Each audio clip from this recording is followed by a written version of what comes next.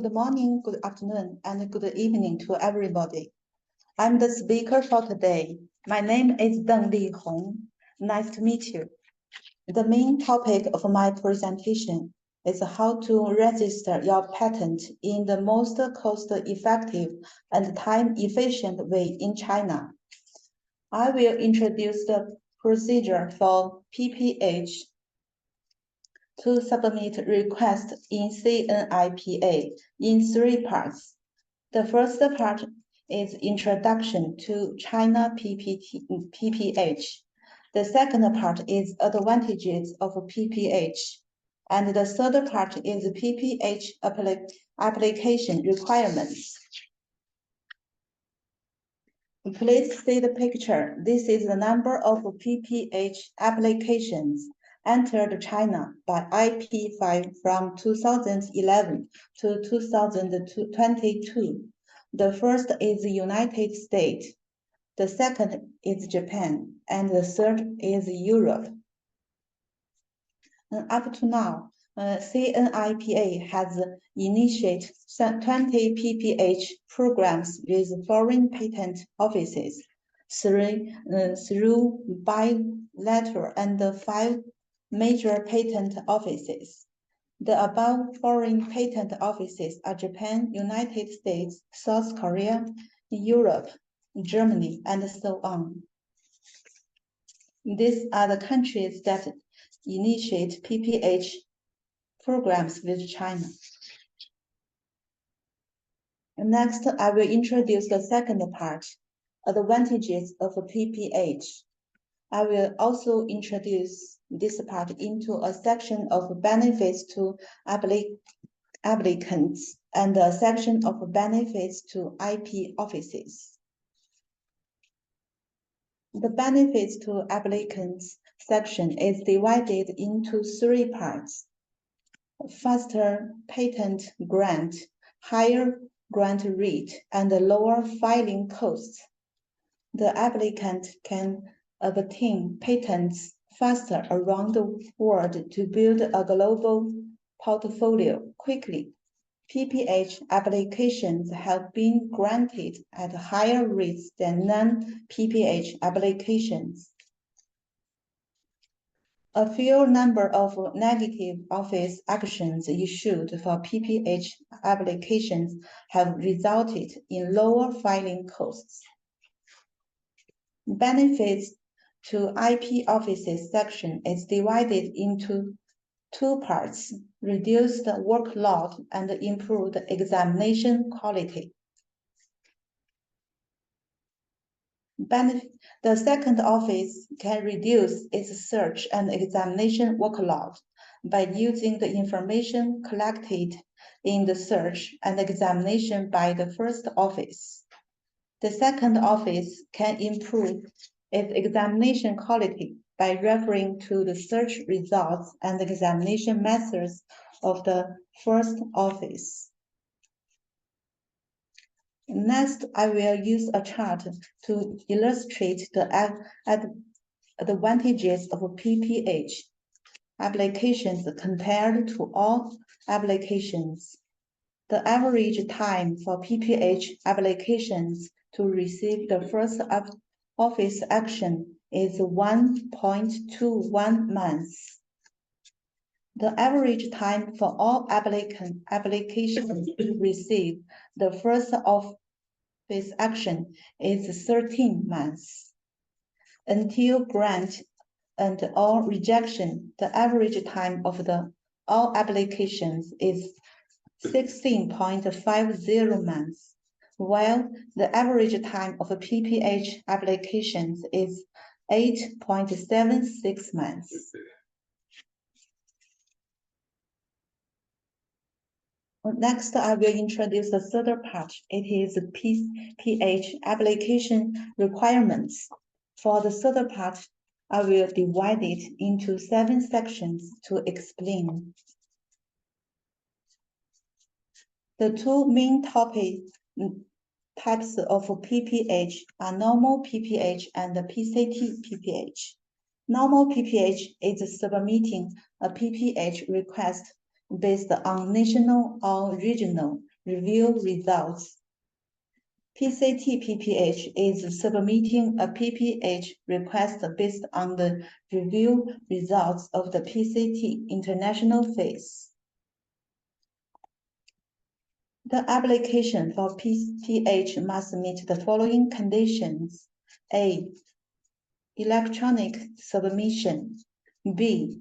The application must already be an electronic application before the PPH request is submitted. C. The applicant should submit request documents through the customer terminal of the Chinese patent electronic application system. D. The submission of a PPH request should use the dedicated form of the PPH request and the specified document type. Regarding application fee, PPH requests no official fees.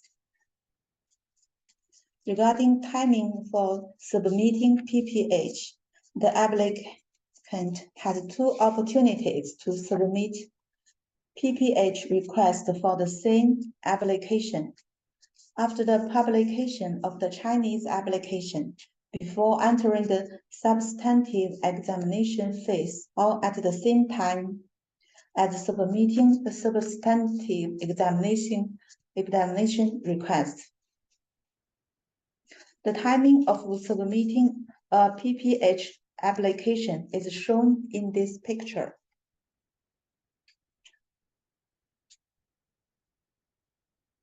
Next, let's talk about applicable conditions for PPH request. Now we are going to take IP5 PPH as an example. The CNIPA application for which participation in the IP5 PPH pilot program is requested must have the same earliest date. Whether this is the priority or filing date of the corresponding national regional application filed with another IP5 office. The CNIPA application is either including PCT, national phase application. For normal PPH, the relationship between the Chinese application and the corresponding application must meet the following conditions. An application which validly claims priority under the Paris Convention to the corresponding application filed with another IP5 office. An application which is the basis of a valid priority claim under the Paris Convention for the corresponding application filed with another IP5 office, including PCT national phase application. An application which shares a common priority document with the corresponding application filed with another IP5 office, including PCT national phase application. A PCT national phase application where both the CNIPA application and the corresponding filed with another IP5 office are derived from a common PCT international application having no priority claim. This picture shows a case meeting requirement A and I. For PCT PPH, the relationship between the Chinese application and the corresponding application must meet the following conditions. A. The application is a national phase application of the corresponding international application. B. The application is a national application as a basis of the priority claim of the corresponding international application. C. The application is a national phase application of an international application claiming priority from the corresponding international application.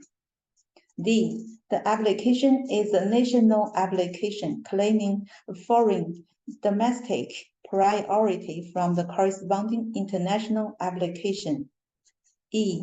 The application is the derivative application of the application which satisfies one of the above requirements A to D.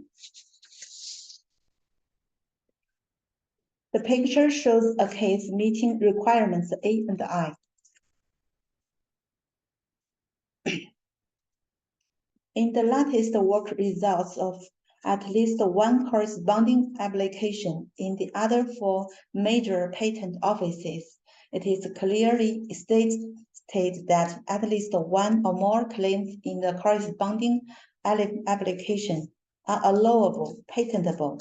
That's affirmative opinions have been given on some claims.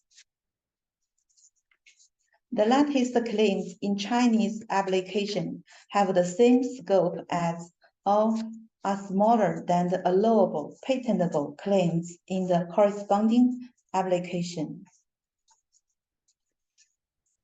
Next, let's talk about requirements for PPH request files.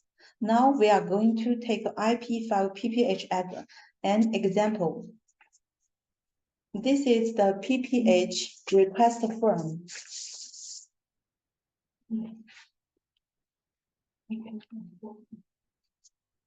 Next, let's talk about the submission of necessary attachments. The following are the types of necessary attachments.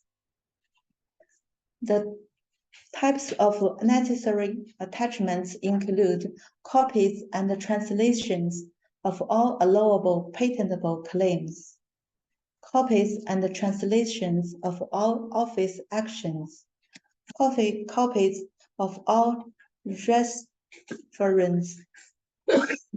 The attachment must be submitted with the PPH request form. Submit copies and translations of the claims and office actions, and complete copies should be submitted. The content of the copies should be consistent with the translation. Translation type is Chinese English. The following are the situations where submission can be omitted. For national PPH, the copies of the corresponding application claims and office actions as well as their translation can be accessed through the case access system. For PCT PPH, the copies of the corresponding application claims and office actions and the English translations of the copies of the office actions can be obtained through patent scope.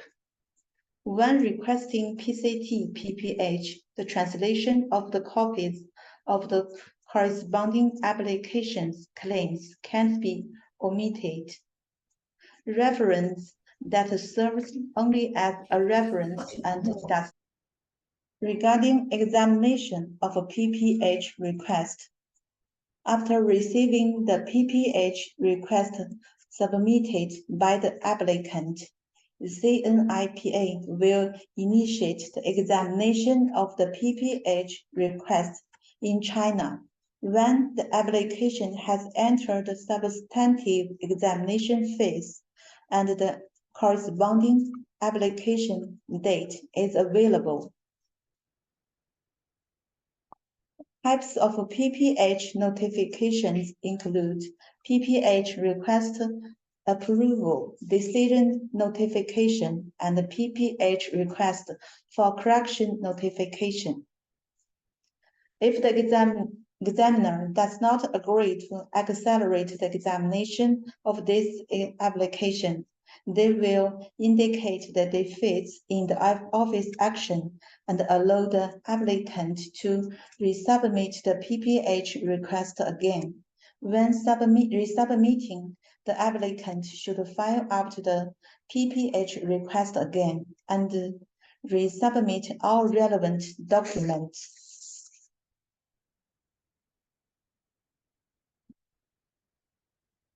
A PPH request for correction notification within 15 days from the date of receiving the correction notification. After overcoming the defects pointed out in the correction notification, the approval decision notification agreeing to accelerate the examination will be received. Finally, let's talk about the substantive examination procedure after PPH request approval. The application for approval of PPH request should be accelerated during the substantive examination phase in accordance with the PPH procedure. The substantive examination standards for PPH applications are the same as those for general applications. Thank you for your attention.